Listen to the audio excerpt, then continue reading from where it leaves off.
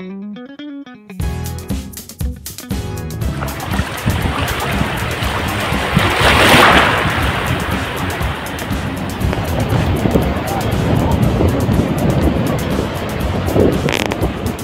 বন্ধুরা, শুভ সকাল।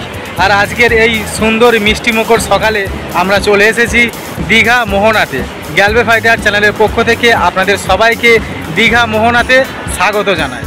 আমরা এখন রয়েছি মোহনা মাছের বাজারে। দেখুন, দীঘা মোহনা মানেই কিন্তু মাছের বাজার বা মাছের আড়ত। তাই আমরা সবার প্রথমে দেখে নেব কী কী মাছ রয়েছে এবং কোন মাছের কত দাম। কী চিংড়ি আছে এটা? লবস্টার। আর ইলিশ কত?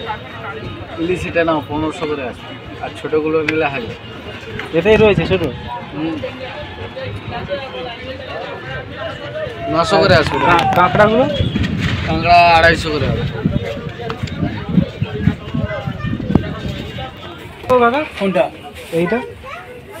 এটা হচ্ছে 1000, এটা হচ্ছে 600।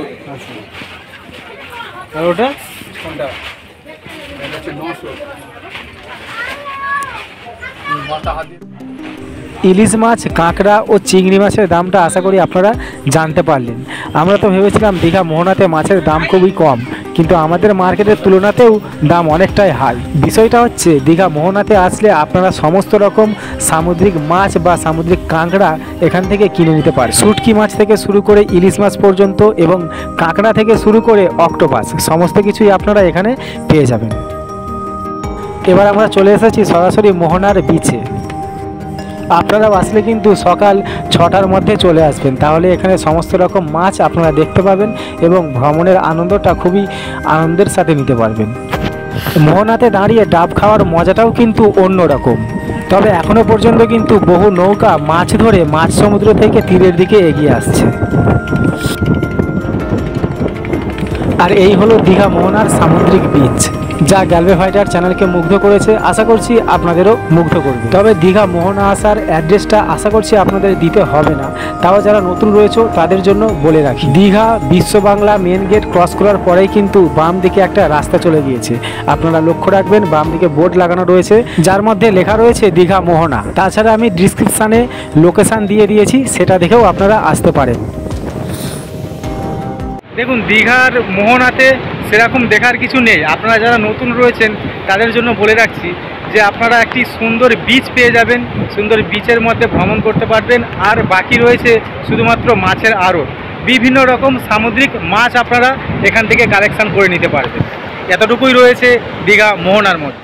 আরেকটি বিষয় যেটা আমি এক্ষুনি পর্যবেক্ষণ করতে পারলাম বা এক্ষুনি নজরে আমার আসলো, যেটা হচ্ছে দীঘা মোহনার মধ্যে একটি ভৌগোলিক বিষয় রয়েছে। যে দীঘার মোহনার মধ্যে যে বীচটি রয়েছে, সেই বীচটির মধ্যে একটি ভৌগোলিক আকর্ষণীয় দৃশ্য ফুটে উঠেছে। সেটি হলো, আমরা যখন ভূগোল পড়তাম না, ভূগোলের মধ্যে বলা হতো যে পৃথিবী গোল।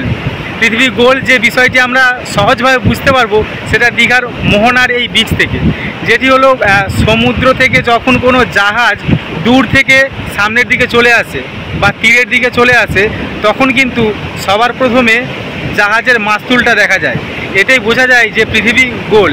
মাস্তুলটা দেখা যায়, তারপর ধীরে ধীরে যতক্ষণ পর্যন্ত জাহাজটি সামনের দিকে এগিয়ে আসতে থাকে, মাস্তুল থেকে ধীরে ধীরে নিচে নামতে থাকে, নামতে থাকতে থাকতে তারপর যত কাছে আসতে থাকে সম্পূর্ণ জাহাজটিও ততক্ষণে ধীরে ধীরে আমাদের নজরে আসতে থাকে। আজ সেই ভিউটি আপনাদের দেখিয়ে দেব। আপনারা ভালো করে লক্ষ্য করলে হয়তো দেখতে পাবেন, একদম সেই দূর থেকে, একদম বহু দূর থেকে, প্রায় এখান থেকে আপনার 50 থেকে 100 কিলোমিটার দূর থেকে জাহাজগুলি এগিয়ে আসছে। সরি, জাহাজ বলা ভুল হচ্ছে, জাহাজ না, এগুলো সব ট্রলার ভাসছে সমুদ্রের মধ্যে, মাছ ধরছে। ওরা কিন্তু মাছ ধরে তীরের দিকে এগিয়ে আসছে, আর ওদের মাস্তুলগুলি সবার প্রথমে নজরে আসছে। তারপর যত সামনের দিকে এগিয়ে আসছে, ধীরে ধীরে ওদের সম্পূর্ণ ট্রলারটি নজরে আসছে। দীঘার মধ্যে যে সামুদ্রিক বিচ রয়েছে, সামুদ্রিক বিচগুলির মধ্যে এই মোহনার সামুদ্রিক বিচটা খুবই কিন্তু আকর্ষণীয়। এখানে সরু খালের মতো হয়ে বা বলতে পারেন নদীর মতো হয়ে একটি শাখা চলে গিয়েছে, সেখান থেকে দেখা যাচ্ছে নদীর ওই পার পর্যন্ত। এটাই হচ্ছে দীঘা মোহনার আকর্ষণীয় ভিউ। আর এই হলো সেই আকর্ষণীয় ভিউ। তবে আমরা এই ভিডিওটি এখানে সমাপ্ত করছি, চলে যাব নেক্সট ভিডিওর উদ্দেশ্যে। ততদিন আপনারা সুস্থ থাকবেন, ভালো থাকবেন। এরপরেও কিন্তু দীঘা ট্যুরের আরও দুটো ভাগ রয়েছে, যেটি হলো দীঘা জগন্নাথ ধাম এবং আরেকটি হলো দীঘা উদয়পুর।